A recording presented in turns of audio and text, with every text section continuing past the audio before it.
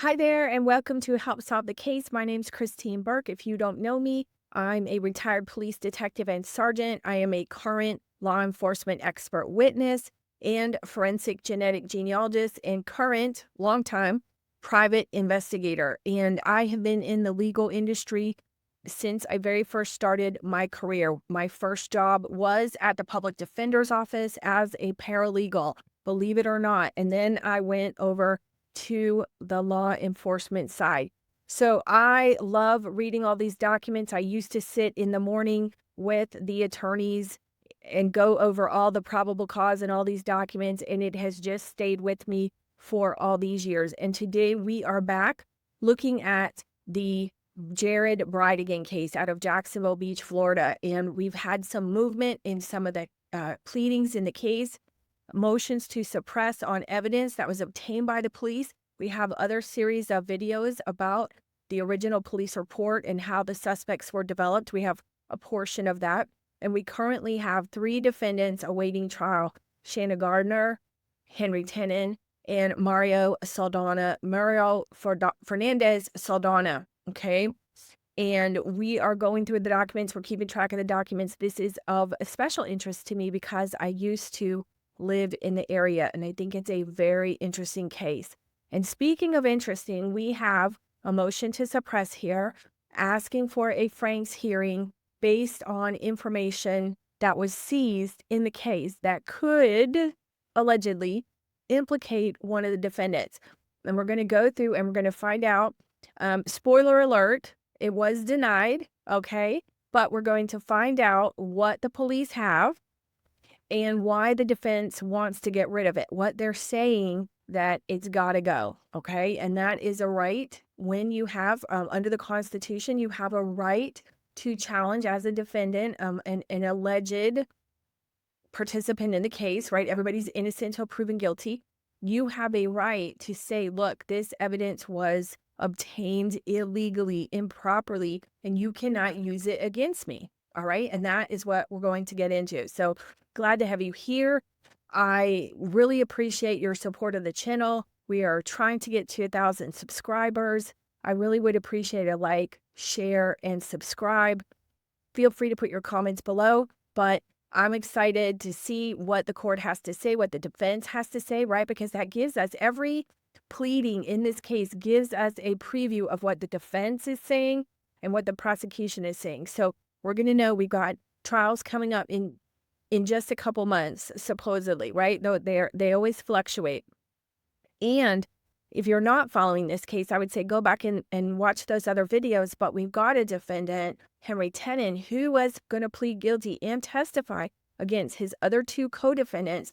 And he said, no deal. Okay, so he has blocked that. Okay, and so now all 3 of them are on their own, so to speak, and they're going to move forward for their trials. So we're going to get a sneak preview. This is the trailer, if you want, for the case. So we're going to see what the defense has to say and what the prosecution has to say, because they're going to respond to it. So let's get into that. Okay, so this is the defendant's motion to suppress. I don't know if Miss Gardner is pro per or not. I'm asking this because of the way that this motion is presented. As I mentioned, I used to be a paralegal, and this is just, it looks a little weird to me. So I'm not sure what her status is, but it looks weird to me. And I see a typo and whatever, I'm not sure. It just looks weird. So it says defendant's motion to suppress evidence obtained pursuant to unlawful search warrants and for a Franks hearing. So when you file a motion, you can ask the judge just to review it, or you can ask to have a hearing where you guys can get up and debate it, right? You can call witnesses and things like that. So I always like having a hearing. Again, I'm not an attorney, it just was paralegal trained. But I always like having a hearing because you can call witnesses and you can get into stuff.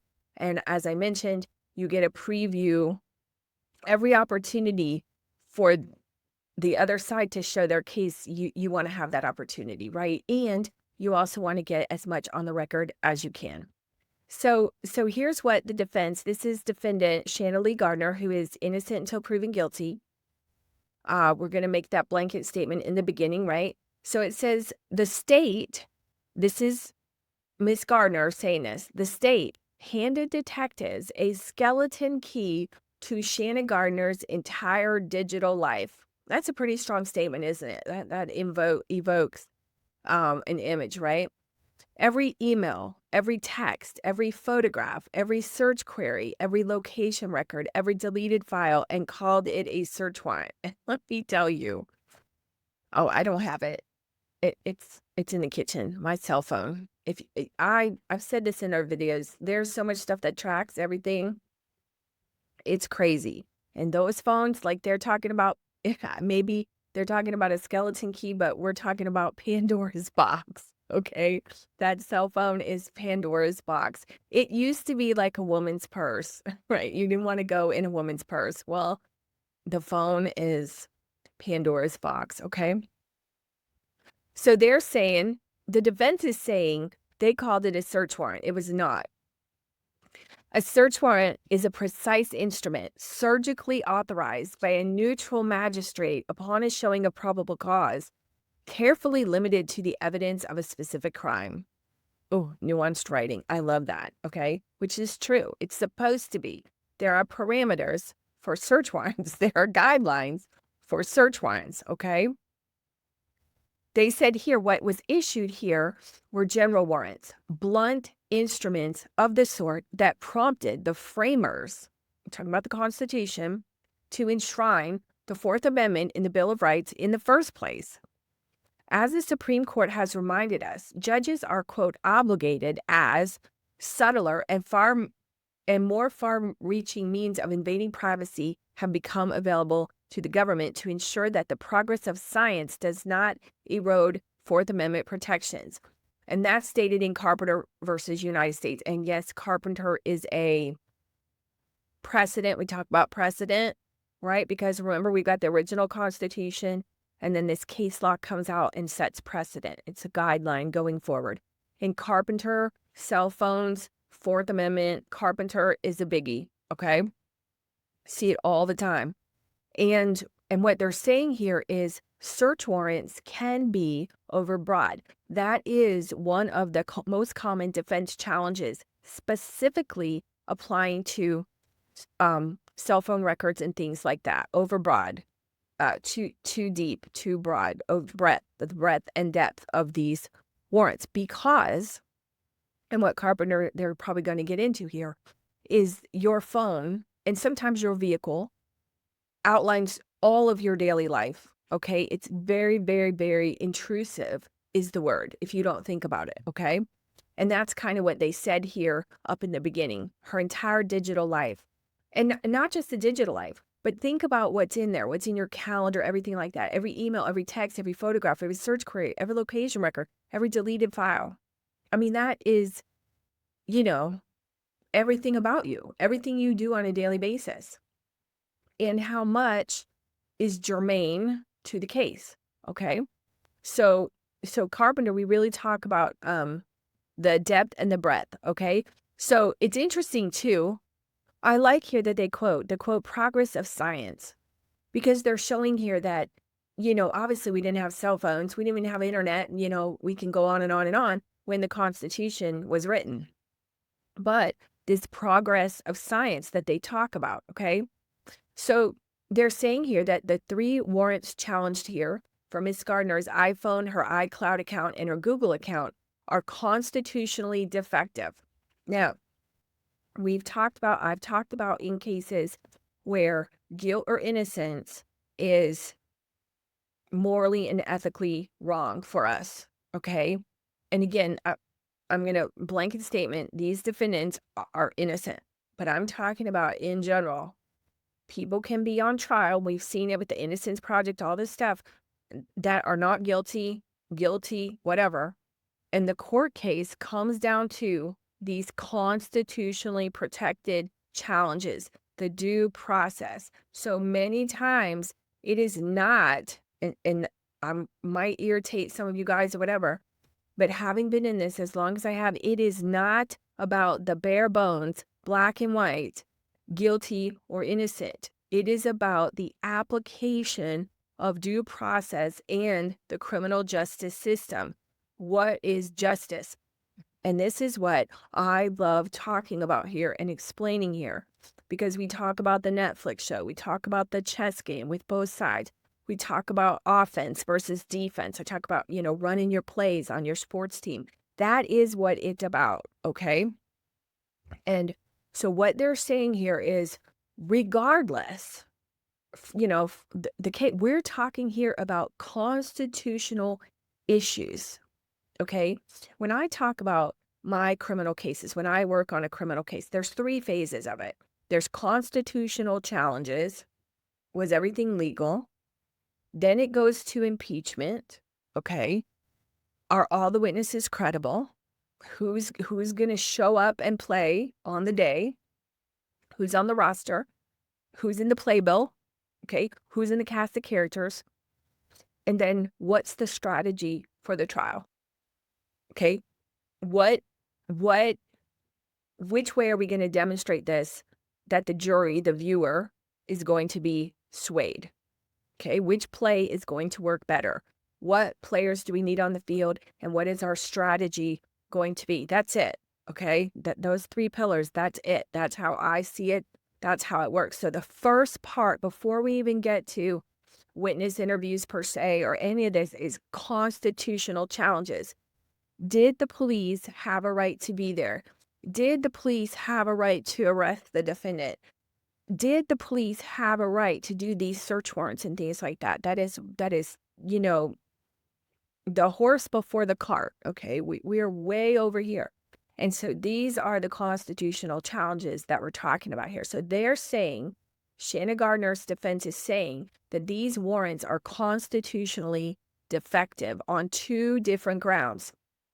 That the affidavit supporting them failed to establish probable cause, and the warrants themselves are not particularized as the 4th Amendment requires. So yes, they have to be very particular to time and place. There's requirements for the search warrants, okay?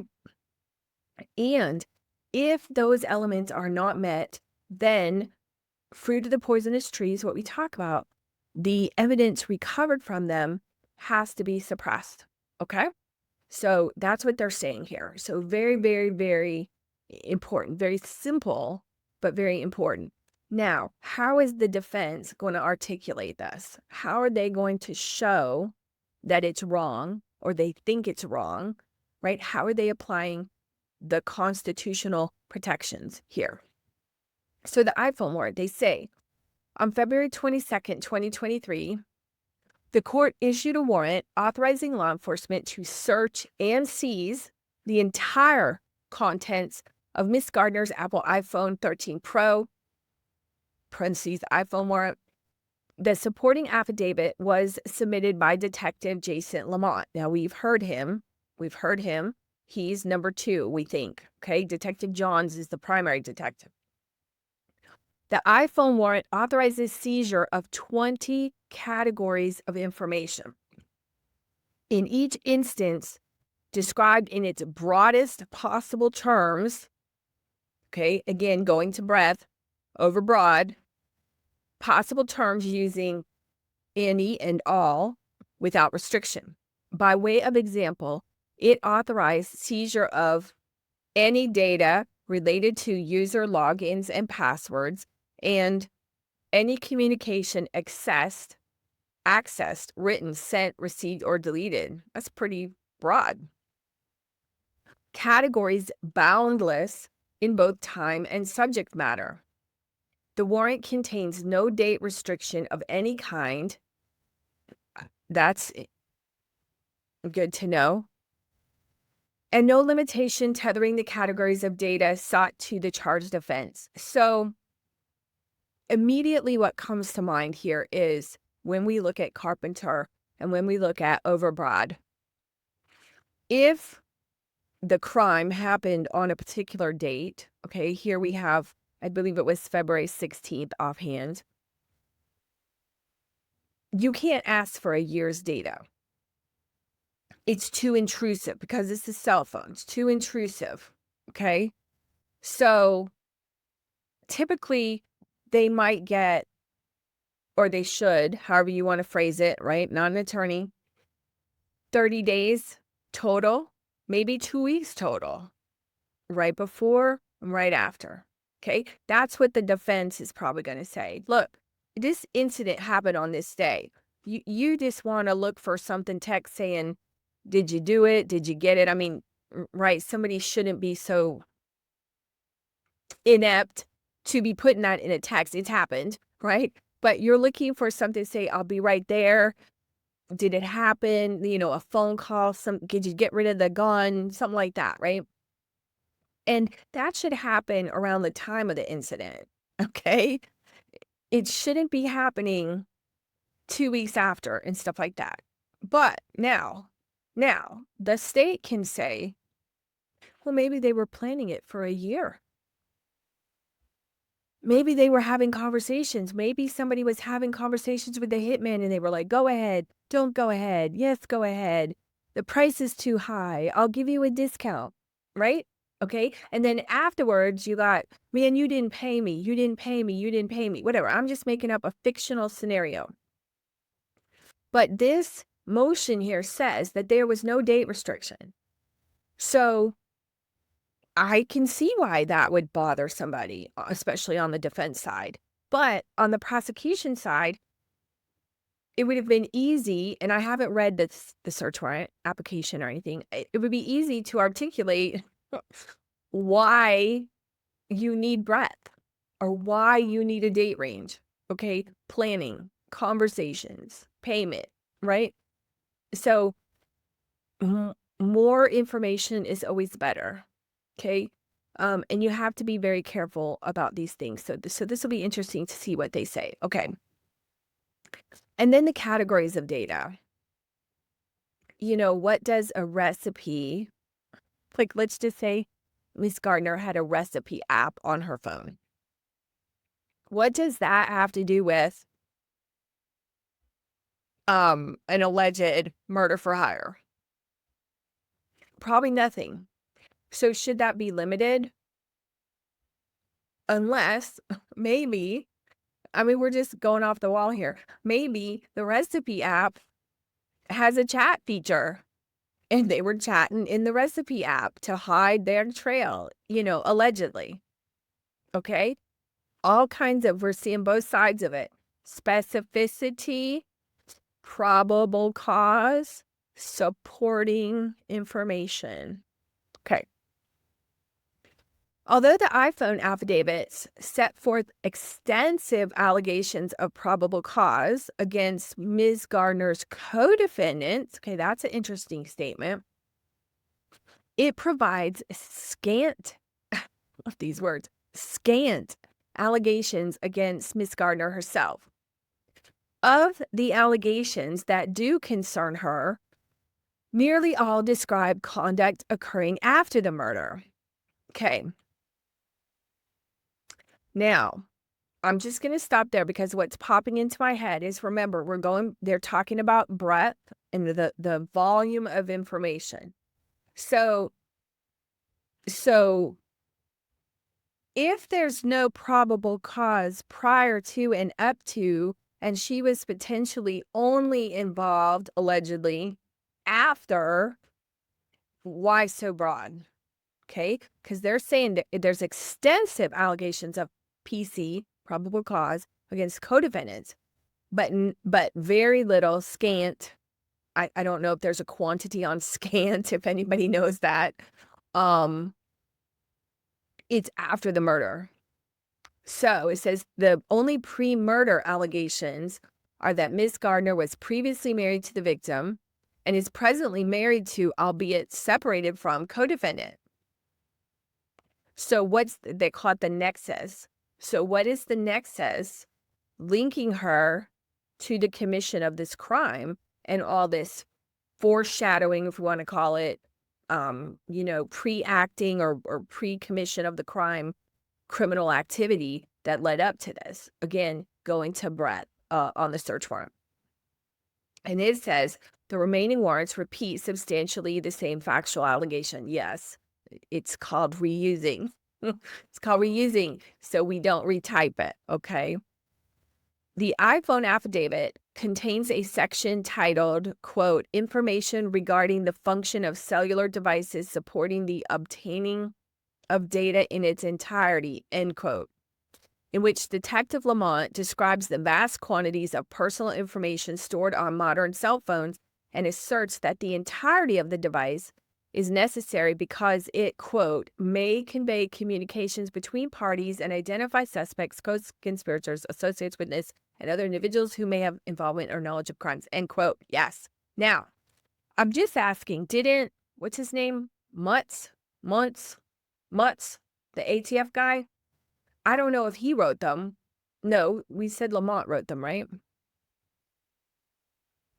Lamont wrote it. I thought Mutz, the ATF guy, was writing them. Wasn't he doing them? Interesting. Okay.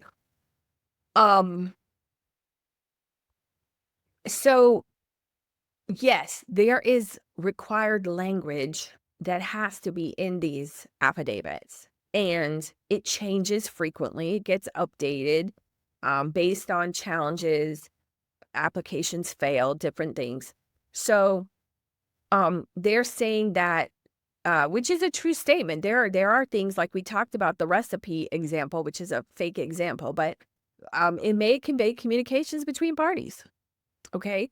All these different apps. I've mentioned this in other videos. You have no idea, like your thermostat at home and your smart water meter. Like you have no idea the data that can be obtained from those. Okay. So stuff is saving stuff on you that you don't even know. Okay. So the defense here is saying this generic rationale, untethered to any specific crime, any specific allegation against Miss Gardner, or any specific category of evidence, was the sole justification offered for seizing Miss Gardner's entire phone. It was accepted. The warrant was signed. The return was made May 26, 2023. So it sounds like the defense is saying that that statement, the information regarding the function of cellular devices, so they're saying, the defense is saying that this statement, quote, information regarding the function of cellular devices supporting the obtaining of data in its entirety, end quote, was the rationale, untethered to any crime, was the sole justification offered for seizing her entire phone. Now, I don't know if you guys have any cases that you've seen. I haven't seen anything, maybe in a lawyer case or something like that. I haven't seen where they haven't gotten the whole phone. So that's interesting. Okay. The iCloud warrant. On April 3rd, 2023, what date do we have on this one? February 2023. Why does that say the iPhone warrant? Oh, the iCloud warrant. Okay. So then they went up on her cloud. On April 3rd, the court issued a warrant authorizing law enforcement to seize the entire contents of Miss Gardner's iCloud for the period November 1st, 2021 through March 27, 2023. That is a huge amount of time. Well, no, let's see. So we have, the incident was February 16th, 2022, November, December, January. That's not too much. Now, March 27, 2023. That's a bit much over there. But again, if they can articulate that they're looking for, conversations afterwards, the fulfillment of the crime or whatever that was, that seems very broad over there. The supporting affidavit was submitted by Detective Christopher Johns. So now we have our primary case detective writing this one. The iCloud warrant's disclosure provisions, paragraphs 1 through 9, demand, without subject matter limitation, and that's the specificity, the entirety of all emails, all iMessages, all iCloud backups, all Apple and third-party app data, all photos, videos, location data, all FaceTime logs, da da da da da da da da da. Okay, all files, records stored on iCloud. Let me tell you, if they went after my Google Drive, like, they would need a truck, okay? I would love to download all that stuff, but it's, it's a nightmare. That stuff gets sucked up there and then it's there forever and they're going to charge you for it, right? Okay. A separate provision nominally limits the information to be, quote, seized, end quote, by law enforcement to evidence of violations of Florida statutes 782.041A, premeditated murder, and 827.031B, child abuse. But this is only after Apple has delivered the entirety of the account to police. So that's interesting. So it sounds like Christopher Johns wrote, or there is a not pre-printed, but standard reference to the crime charged. And that's interesting. I'm thinking about this. Is it because it's the cloud and not the phone? That the phone has less privacy than the cloud? That would be interesting. Why does Christopher Johns put that in there for the cloud, but it's not in there for the phone? Interesting legal. Any of my lawyers out there? Okay. The iCloud warrant acknowledges that the requested time frame of 16 months is, quote, longer than typically requested, end quote, justifying the expansion on the ground that this is, quote, a contract murder for hire, and the detailed planning, execution, and cover-up, end quote. Okay, see, I mentioned that. So it is longer, it is broad. So Detective Johns apparently is trying to overcome that potential challenge preemptively and justify it with probable cause. Because, allegedly, if this happened, you have the pre-planning, the execution, and the afterwards, okay?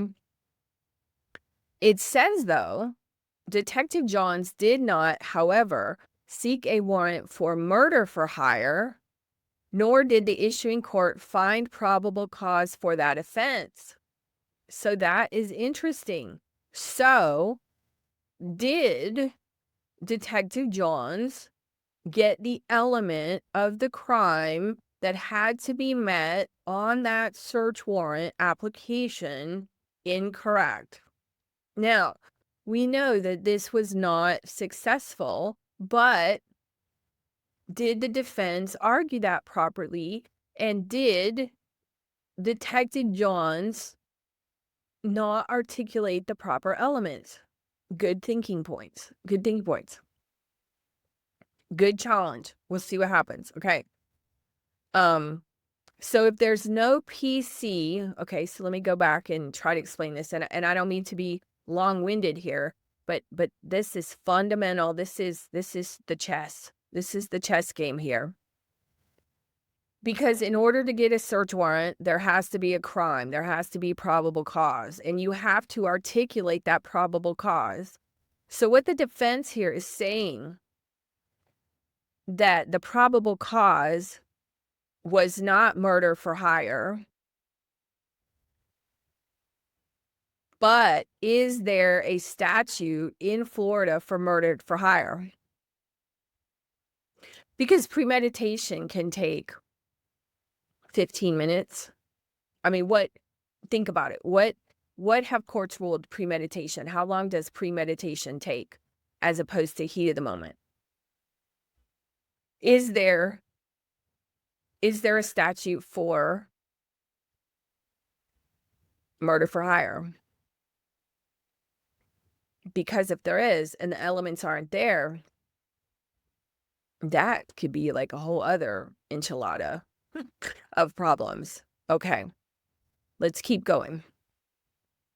Critical thinking. Connecting the dots. This leads to this, leads to this, leads to this. But this Foundation. Foundation. You hear that? Objection, Your Honor. Foundation. No. Okay. Elements of the crime is the foundation of the case, right? The defense's job is to chip away at the foundation so that crumbles, the case crumbles, the house crumbles. Okay. So that's foundational. PC is foundational. And the elements of the crime are foundational. Let me look at that. I want to look at that. I don't think they do. It's probably more of conspiracy. Okay, here's what AI says. Yes, murder for hire is aggressively prosecuted in Florida. Rather than existing as a standalone statute named murder for hire, the crime is charged through a combination of Florida's homicide, solicitation, and conspiracy. So, was she charged with solicitation and conspiracy? What are her charges? Let me look.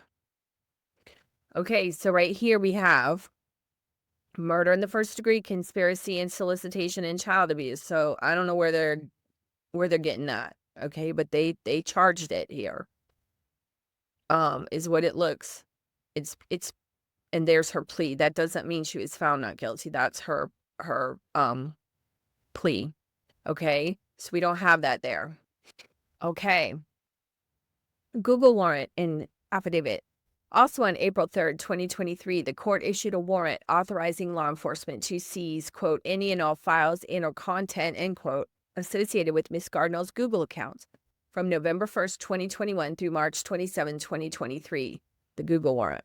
The supporting affidavit was also submitted by Detective Johns. The Google warrant's disclosure provisions, paragraphs 1 through 24, demand, without subject matter limitation, the entirety of all Gmail messages, all Google Drive contents, Google Docs and Sheets, all Google Voice records, all Google Photos, all Google Sites files, Google Plus data, all Hangouts, web browsing, click history, all analytical data, all geolocation data from every device ever logged into the account, all app downloaded history, all third-party application connections, all deleted data, and all account access records.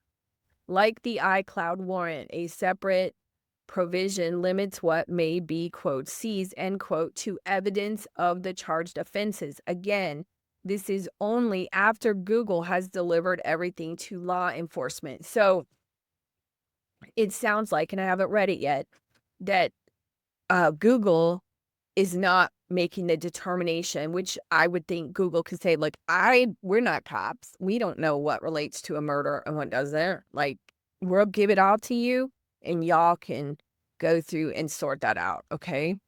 So it sounds like they're dumping it down. And then I did see something when I was going through the docket, a special master or something. So sometimes we see in the federal cases and stuff, and when there's lawyers, they get special masters to go through and dig through stuff. But this, I don't see any it's sensitive data, but I don't see any sensitivity here. So I think maybe the police would just be pawing through it. I'm not sure. Okay, so and they got it. The return was filed July 14th. So it took them a couple months, Google a couple months to get all this data down. April to May, May to June, June to July. So what, 3.5 months to get all that data down. On August 17, 2023, the grand jury returned an indictment charging Ms. Gardner with the first-degree murder of her ex-husband, J.B., Count 1, conspiracy to commit murder, Count 2, solicitation to commit a capital felony, Count 3, and child abuse, Count 4. Okay, so they're acknowledging that those charges are there despite saying the elements weren't there in the search warrant, is what I'm gathering. All right. So the United States and Florida constitutions guarantee the right of the people to be secure against unreasonable searches and seizures and mandate that warrants issue only upon probable cause supported by oath or affirmation, and particularly describing the place to be searched and the things to be seized. Yes, that is called the particularity. These provisions exist to prevent precisely what occurred here. the issuance of general warrants enabling, quote, a general rummaging through the life of anyone suspected of a crime, end quote. They took that from Stanford v. Texas. And the warrants challenged here are constitutionally defective on two independent and reinforcing grounds. First, the supporting affidavits failed to establish probable cause as to Ms. Gardner personally, which is interesting because that should be the bedrock of the original case. Because the same probable cause to arrest should be the same probable cause in the search warrant affidavit. I ain't got nothing more on that one. Like, that's, so I don't know if they challenged that previously. Okay.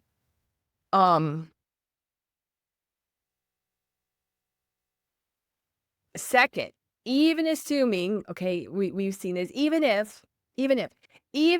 assuming probable cause, so here's the second part, the warrants themselves are not particularized as the Fourth Amendment, Article 1, Section 12 of the Florida Constitution requires. So here's their failure to establish probable cause argument. Probable cause is not a bureaucratic formality to be satisfied by reciting generic investigative boilerplate. It is a substantive constitutional requirement that I have not read the probable cause affidavit and the arrest affidavit for Ms. Gardner, FYI. It's a substantive constitutional requirement that protects the innocent and the guilty alike from the unchecked exercise of state power. A search warrant affidavit must establish two distinct elements. First, that a particular person has committed a crime, quote, parentheses, the commission element, and second, that evidence of that crime is likely to be found at the specific place to be searched, parentheses, the nexus element, Burnett v. State. Both elements must be established by specific articulable facts, not inference, speculation, or an officer's, I don't mean to laugh, generic training and experience, Illinois v. Gates. Okay, it doesn't say how it failed to establish probable cause. That's nothing in there. Okay, where is that? We're moving on to the nexus, I guess. To establish the commission element for premeditated murder, an affidavit must provide facts sufficient to support reasonable belief that the named defendant premeditated and caused the death of the victim. See the Florida Standard Jury Instructions. The affidavits here do not come close. They allege no facts placing Ms. Gardner at the scene of the murder, in contact with the alleged shooter on or around the night of the murder, involved in planning the route, or connected to the weapon used. Okay, now let's go back to this. Remember, this is a motion to suppress the seizure of all the data, what the defense is saying, this overbroad data. And in two of them, we believe, if I remember correctly, Detective Johns said, we need this much data because we're going to premeditation. Because if they can't justify the breadth of it, the amount of it, it needs to be changed and it needs to be limited. Okay? So the defense is still arguing over broad here, but they're going back because Christopher John said the reason we need this is because she premeditated. So the defense here is saying there's nothing saying she was there, she was in contact with the alleged shooter, she'd planned the route, or connected to the weapon used. Nothing tying her to the premeditation or any of it. Maybe it only ties, and I haven't read her affidavit, her arrest affidavit. Maybe it only ties her to the payment or some conversation. I don't know. But that's what the defense is saying. So see how all these dots get connected, right? We're looking about the bricks that build the foundation of the case, and these information bricks, these evidence bricks that support the search warrant, okay? So The defense says the affidavits are replete with allegations concerning other suspects, Mr. Ferdana Saldana, Mr. Tennant, and Mr. Biggerstaff, whoever that is. His name has come up before. But those allegations cannot be imputed to Miss Gardner by association alone. Okay. I don't see any. I don't think there's enough meat in this personally, but that's me. Because I'm like, okay, where? Prove it. The law is unambiguous to this point. Proximity to a suspect, even intimate proximity. Okay, so I think they're going to, just because she was married to Saldana, does not supply probable cause to search that person. Ibarra v. Illinois. Okay, that's a precedent. Where the standard is probable cause, quote, a search or seizure of a person must be supported by probable cause particularized with respect to that person, end quote. So they're saying, this is very good. It's very interesting. Just because she was married to the dude, you can't just search her. And you haven't shown that she planned it, premeditated it, was there, any of that stuff. It says the fact that probable cause exists to search or arrest another person in the same household cannot be bootstrapped into probable cause to search the spouse. United States versus DeRay. Yeah. Okay. A hunch dressed in a marriage certificate is still a hunch. Well, I like that quote. Cherney v. State. The affidavit's reliance on Miss Gardner's marital relationships to the victim and co-defendant as a primary basis for suspicion is constitutionally insufficient. Okay, we haven't read the affidavit, so we don't know, but these are some good points here. The affidavits fail to establish a nexus between Miss Gardner's accounts and the evidence sought. So when you write the affidavit, you have to show there's like a listing of things that you're searching for. Sometimes you have all of them. Sometimes you only have one or two of them. Sometimes you're looking for evidence. Sometimes you're looking to try to identify the suspect. There's all kinds of different points in here. And I haven't read it, so I don't know exactly what they're looking for. But it says the evidence sought. So I'm assuming at this point, you know that word, that they're looking for evidence of the planning or the commission or some sort of something that it happened and that these were the people who did it and that she was the person who did it or the other people were the people who did it. All these alleged people. So it goes on here. It says, even where probable cause to suspect a person of a crime exists, a separate and independent showing is required. That evidence of a crime will be found at the specific place to be searched. Zurcher v. Stanford Daily. Quote, there must, in other words, be a nexus between the place to be searched and the evidence sought, end quote. That means nexus must be grounded in specific articulable facts, not conjecture or inference from general propositions about criminal behavior. So let's talk about, just as a general, a gun might be in a gun safe, right? Receipts of a gun purchase might be in a receipt binder. What is in the phone? Remember, it has to be particular, and it has to show the evidence of it. So what is it? A Google map route, a text between a co-defendant, a bank deposit, a bank transfer, right? Not just because people carry phones, it's going to be in the phone. Hopefully I'm explaining that properly.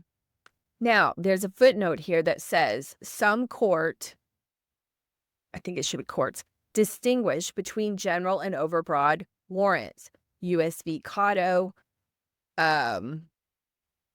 is a precedent there. Okay. It also says the iCloud affidavit does not allege that Miss Gardner owned an Apple iPhone, iPad, or any other Apple device at the time of the murder or at the time the affidavit was sworn. That's interesting. It does not allege that she used any Apple product to communicate about the murder. It does not allege that any specific communication document or record relevant to the charged offense was stored on her iCloud account. The logical foundation for the warrant that the iCloud account of a person suspected of murder will contain evidence of that murder is supplied entirely by inference, not fact. So, did she have an iPhone? I thought she had the iPhone. But they're saying, the defense is saying, just, I mean, I don't know. I guess if at one time you had an iPhone or an iPad or whatever, you have an iCloud, or you have some something, some Apple something that you have an iCloud.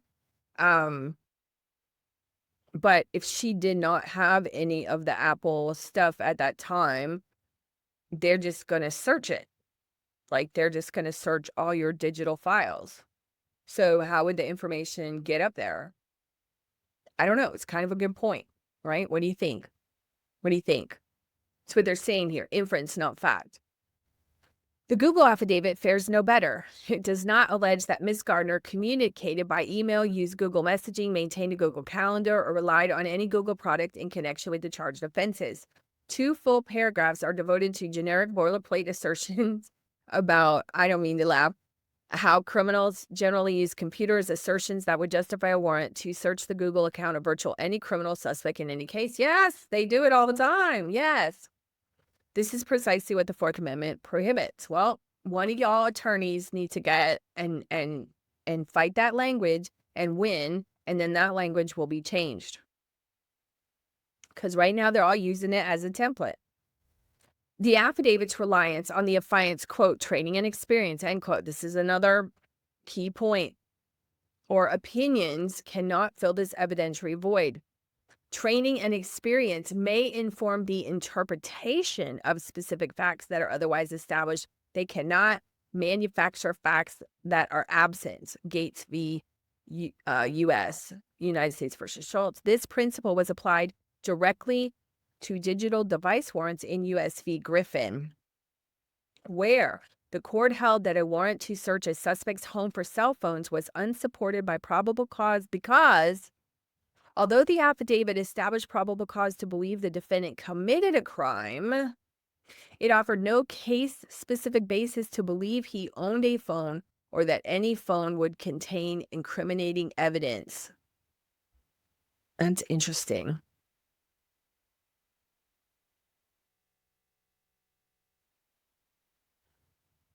The court rejected the government's argument that because cell phones are ubiquitous, everybody has one, we need one, it is reasonable to infer that any suspect possesses one, noting that to accept such reasoning, quote, would be to invite general warrants authorized searches of any property owned, rented, or otherwise used by a criminal suspect, just the type of broad warrant the Fourth Amendment was designed to foreclose, end quote. The same principle defeats the nexus showing here.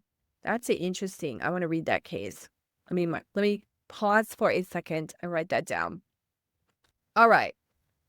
The heightened concern for particularity and nexus is especially acute when the target of the warrant is a cell phone or cloud-based account. Sorry, my printer was going. The heightened concern for particularity and nexus is especially acute when the target of the warrant is a cell phone or cloud-based account. I like that. Okay. As the Supreme Court recognized in Riley versus California, another Riley and Carpenter bookends, these devices and accounts contain the entirety of a person's private life, family communications, health records, financial information, location history, political views, intimate personal correspondence in quantities and detail that dwarf any physical search, right? So the Fourth Amendment is against unreasonable search and seizures. What is unreasonable? Like what they're saying here, does somebody need to be all up in your romantic life? Reading your text and all that nonsense. No, it's not nonsense, but you know what I'm saying.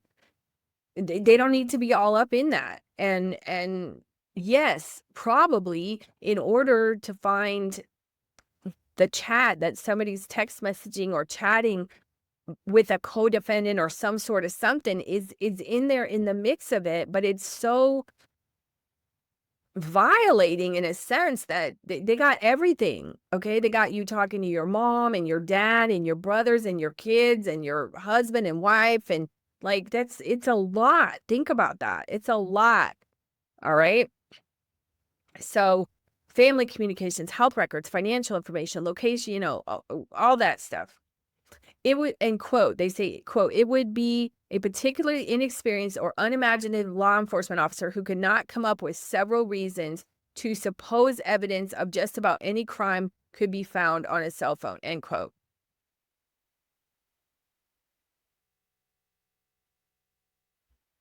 I'm thinking, I don't know. I don't know. That would be interesting.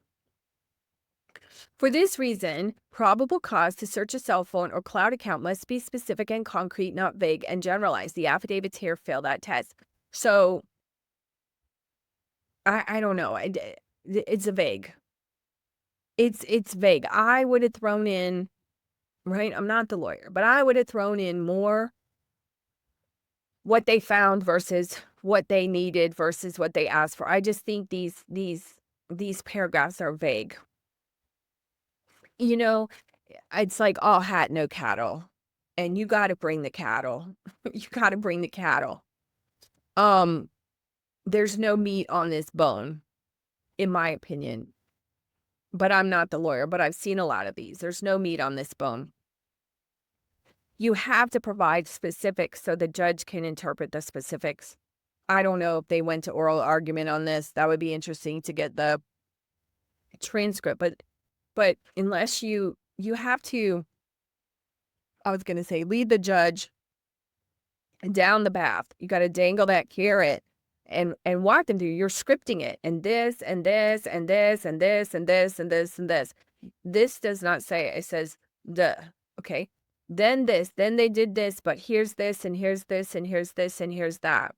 Okay. They're talking about peculiarity in the search warrant application, which is right, but it has to be particular. They're just saying, okay, well, show us how. Illustrate it.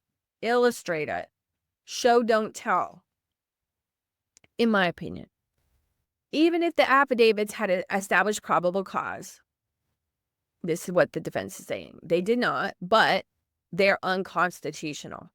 The Fourth Amendment in Article 1, Section 12 require that a warrant particularly describe the things to be seized. Okay, so we went to location. Now we're going to the things. It says this requirement is not a technicality. It is the mechanism by which the judiciary maintains control over the executive's search power. Marin v. U.S. Okay, look, from 1927. They pulled that one out of there. As to what is to be taken, nothing is left to the discretion of the officer executing the warrant. That's a good statement. Like if you're coming, for a purple pen, you ain't taking the green pen. Okay? Peculiarity of the thing to be seized. Let me show you this one.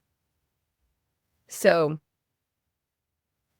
this could be considered purple. It's a little pink, but it could be considered purple.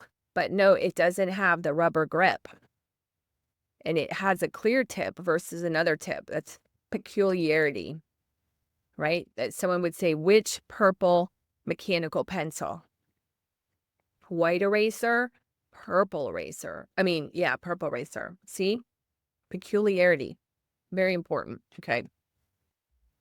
The peculiarity requirement is fulfilled when the warrant identifies the items to be seized by their relation to designated crimes. It was used to author the threatening letter. And when the description leaves nothing to the discretion of the officers executing the warrant. Which purple one is it? Okay. U.S. v. Williams, another big case. A warrant that fails this standard, one that, quote, fails to adequately specify the material to be seized, thereby leaving the scope of the seizure to the discretion of the executing officer, is constitutionally overbroad. Pizzella v. State. That's a Florida case. All 3 warrants here fail far short of this standard. Fall. Okay, now they're saying the iPhone warrant is an unconstitutional general warrant. The iPhone warrant authorizes law enforcement to seize and search 20 sweeping categories of data from Ms. Gardner's iPhone with no date restriction and no subject matter limitation beyond generic assertion that evidence of a crime may be found there. It authorizes seizure of, quote, any data related to user logins and passwords, end quote, which means then potentially they could get into something else. Quote, any communication accessed, written, sent, received, or deleted, end quote, without restriction as to time, recipient, subject matter, or connection to the charged offense.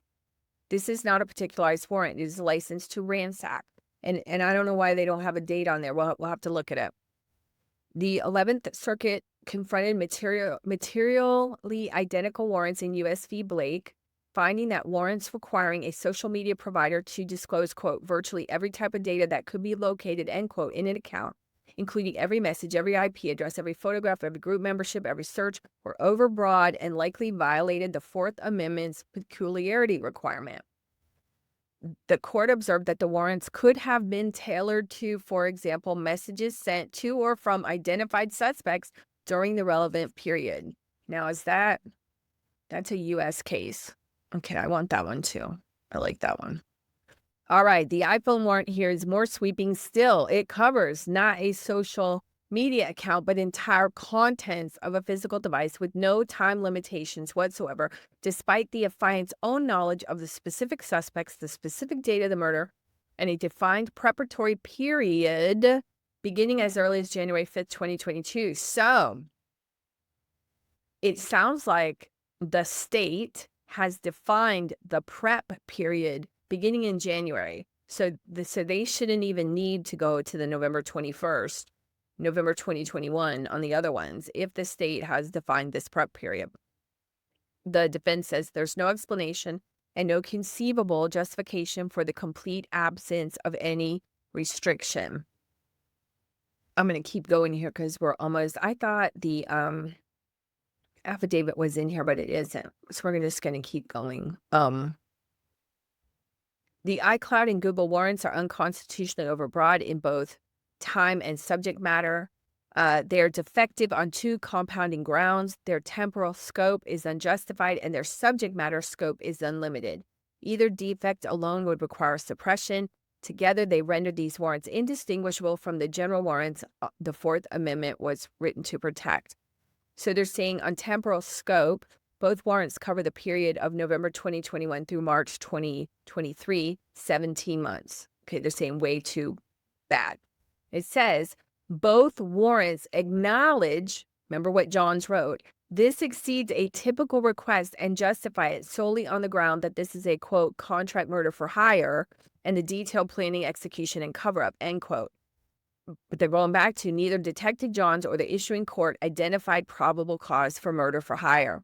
The probable cause findings were limited to premeditated murder and child abuse. In the premeditation there, right? So they're saying they didn't include the solicitation and the conspiracy. They're saying the temporal scope, justified by an uncharged theory of criminal liability for which no probable cause was found, cannot be sustained. They talk about State versus Demons, that, quote, search warrants should be limited to the time period that the affidavit suggested the criminal activity occurred. And the, quote, failure to limit broad descriptive terms by relevant times when such times are available to the police will render a warrant overbroad, end quote, U.S. v. Ford. The time period here is not tethered to any finding of probable cause as to Ms. Gardner. It's arbitrary and must be suppressed. They're talking about subject matter scope here, that the 20 floor disclosure paragraphs and the iCloud warrants 9 disclosure paragraphs demand every category. I mean, and you can see there, they want everything, known to man, it seems, plus the kitchen sink. They say this is a categorical dragnet indistinguishable from warrants condemned in Demons. And yes, you put in there anything, like you want anything where you think anything of the crime could be. But yeah, it has to be justified. How you're going to tie that to it? It says in Demons, where the court suppressed evidence obtained under warrants authorizing, quote, the wholesale seizure of account data, end quote, before a separate provision nominally limited what law enforcement could retain, holding that the provider's asserted inability to distinguish evidence from innocent records. Remember, I talked about that. Why is Google dumping the whole thing? Because they're going to say, we're not cops. We can't figure this out. So they're saying, even though that's going to be the excuse, it, quote, does not justify the virtually unlimited scope of either step, end quote, and that the detective, quote, could have and should have limited his search to those specific categories that were supported by probable cause in the affidavit, end quote. That's a nasty statement, because how do you figure that out when you don't know? But if you don't know, you can't just ransack. I get it, okay? It says the Demons Court further held that warrant provisions authorizing the seizure of all device identifiers, all account registration records, all location data, and all service records were, quote, patently overbroad, end quote, warning that if such justifications were permitted to stand, quote, there would be no limits on what cell phone data law enforcement could seize or search in any given case, end quote. I agree with that, okay? On the cop side, I'm like, let's get everything. On the defense side, I'm like, I don't want you all up in my business, just from a privacy standpoint. And let's talk about this here. The Google geofence warrant.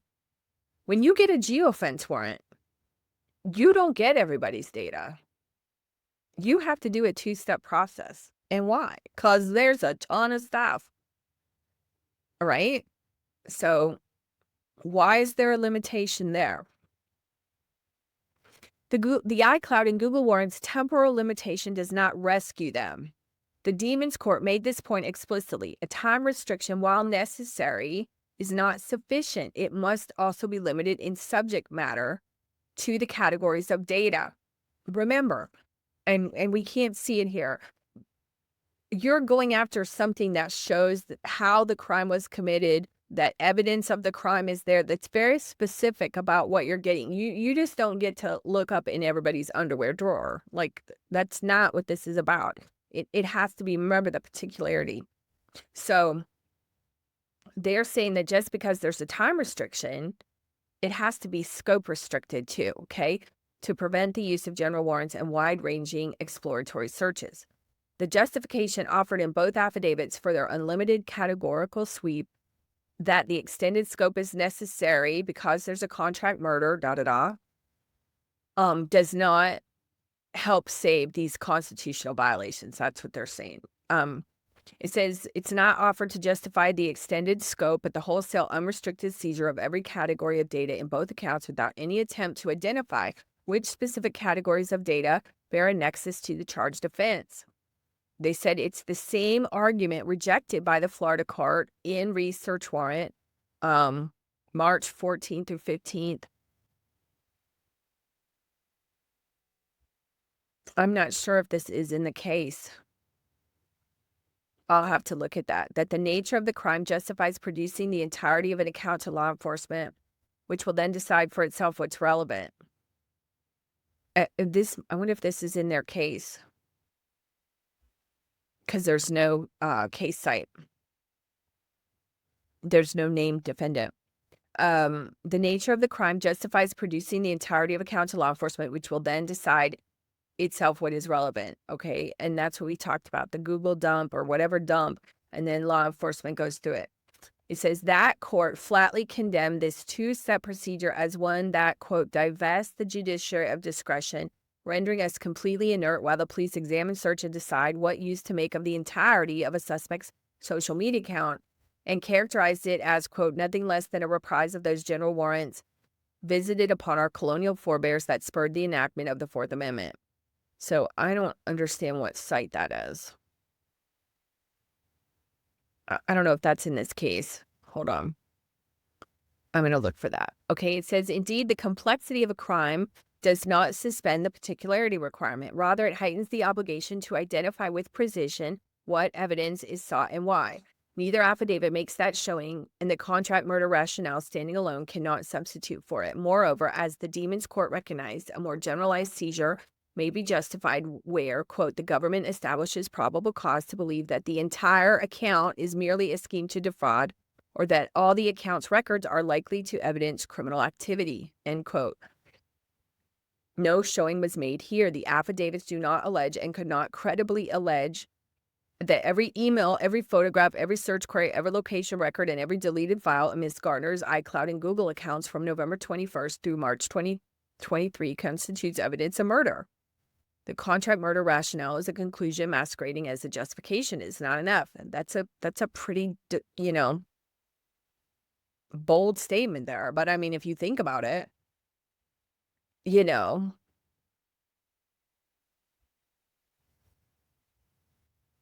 was trying to say if you, committed a crime, like you're a trespasser and they seize your entire phone, and they're going through all this email and all this nonsense, like, right? It's not relevant. So they're asking for a Franks hearing. Under Franks versus Delaware, a defendant is entitled to a hearing upon making a, quote, a substantial preliminary showing, end quote, that the affiant knowingly and intentionally or with reckless disregard for the truth included a false statement and that the false statement was necessary to the finding of probable cause. So I'm not sure what the false statement is here. The same standard applies to material omissions. So let's see what they say here. All three affidavits omit the fact that each issuing judge would unquestionably have wished to know that Apple and Google possess the technical capability to conduct targeted, particularized searches of account data by date, keyword, file type, or other limiting criteria, rendering it entirely unnecessary to produce the entirety of account or extract the full contents of a phone. That's an interesting argument. Okay. This omission is not inadvertent. Law enforcement is aware of these capabilities. Had the issuing judges been informed that selective production was readily available, they would have had before them the very information that led the court in Demons and in search warrant to reject identical warrant applications. This is precisely the kind of material omission that Franks is designed to address. A hearing is required. Okay. So, Kristen Nelson. So she's from Miami. Interesting. Okay. So we went a little bit over on here.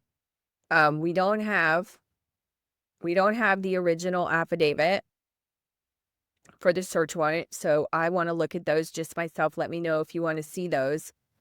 I want to try to find this other case. I don't know if it's in this case, so I'll go through. Now I have access to the court docs. Very interesting. I want to see what the state says and what the judge, we know that the judge denied it, but I want to hear why they're denying it. Okay.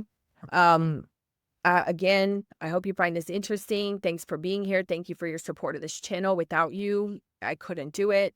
And I would really appreciate it if you would like, subscribe, and share. And also let me know what you think. Let me know what procedural questions you want answered. Do you have cases? You could put it in the community, whatever. And just let me know. I'd love to hear from you. I'm going to continue to work on these documents, and I look forward to seeing you on the next one.